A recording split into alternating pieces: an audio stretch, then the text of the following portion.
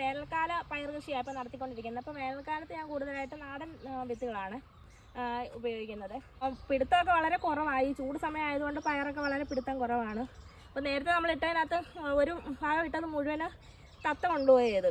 എനിക്ക് തോന്നുന്നു തത്ത ഇപ്പോൾ കുറച്ച് തിന്ന് മടുത്തത് കൊണ്ടായിരിക്കും എന്താ ഇത്രയും പയർ നമുക്ക് ഇന്ന് കിട്ടിയിട്ടുണ്ട്. അങ്ങനെ ഇടയ്ക്കൊക്കെ കുറച്ച് പയർ കിട്ടിയിട്ടുണ്ട്. അപ്പം കൃഷിയുടെ വിളവെടുപ്പ് വളരെ കുറവാണ്. ഈ ചൂട് സമയം ആയതുകൊണ്ട് തന്നെ വളരെ കുറവാണ് വിളവെടുപ്പ്. അപ്പോൾ പിന്നെ പുതിയതായിട്ട് ഇനി ആദ്യം മുതലെല്ലാം ഇടണം.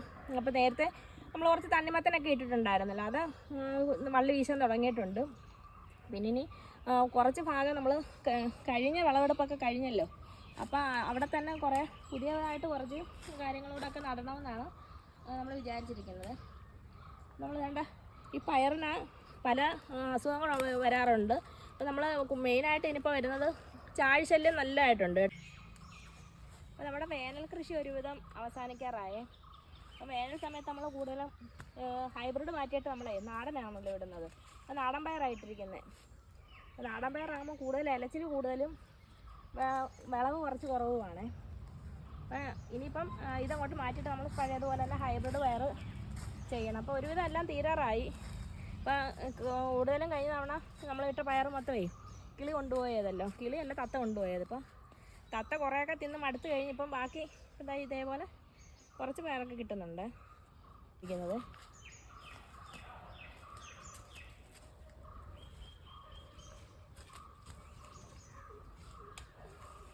ഇതിനകത്ത് നല്ല ചാഴി ശല്യം ഉണ്ട് കണ്ടോ. ഈ പയറിൻ്റെ വിത്തെല്ലാം കാണാൻ ചാഴി നന്നായിട്ടും ചാഴി ശല്യമൊക്കെ ഉണ്ട്.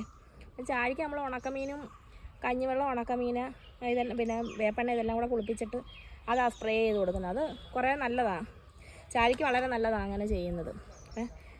ഈ ഒരുവിധം ഈ പയറിൻ്റെ കൃഷിയൊക്കെ ഈ ഒരു സീസണിൽ കഴിയാറായി. ഇനിയും പുതിയതായിട്ട് ഇനി അടുത്ത മാസം ആകുമ്പോഴത്തേക്കിനും പുതിയ ഹൈബ്രിഡ് വിത്തുകൾ, ഇനി അടുത്ത ട്രിപ്പ് മഴ സമയത്ത് കൂടുതലും ഹൈബ്രിഡ് വിത്തുകളാണ് ഉപയോഗിക്കുന്നത്.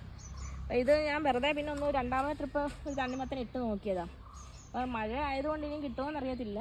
ഇതിലും തണ്ണിമത്തനെ ഇട്ടിട്ടുണ്ട്, കുറച്ച് തണ്ണിമത്തനൊക്കെ ഇട്ടിട്ടുണ്ട്.